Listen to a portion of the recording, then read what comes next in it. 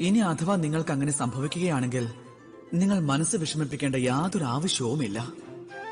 ആ പരിതസ്ഥിതിയെ മറ്റൊരു കാഴ്ചപ്പാടിലൂടെ കാണുവാനായി ശ്രമിക്കണം.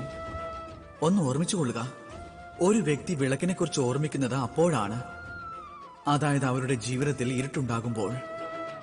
ഇപ്പോൾ പ്രസന്നരായിരിക്കുക, കാരണം നിങ്ങളുടെ കയ്യിലും അവസരമുണ്ട്. ആരുടെയെങ്കിലും ജീവിതത്തിൽ പ്രകാശം പരത്തുവാനുള്ള അവസരം, ശരിയായ മാർഗം കാണിക്കുവാനുള്ള അവസരം, മറ്റുള്ളവരെ നന്മയിലേക്ക് നയിക്കുവാൻ സാധിക്കും. അങ്ങനെ പുണ്യം നേടിയെടുക്കുവാനും സാധിക്കുന്നതാണ്. ആരിൽ നിന്നും ഒന്നും ആഗ്രഹിക്കേണ്ട ആവശ്യമേ ഇല്ല. ആർക്കാണോ നിങ്ങളെ കൊണ്ട് ആവശ്യമുള്ളത് അവർക്ക് അത്രയും സഹായങ്ങൾ ചെയ്തു കൊടുക്കുക, അത്രയും സ്നേഹവും അവർക്ക് നൽകുക. ആ സ്നേഹത്തോടൊപ്പം വന്ന ഏവരും എന്നോടൊപ്പം പറഞ്ഞാലും രാധേ രാധേ.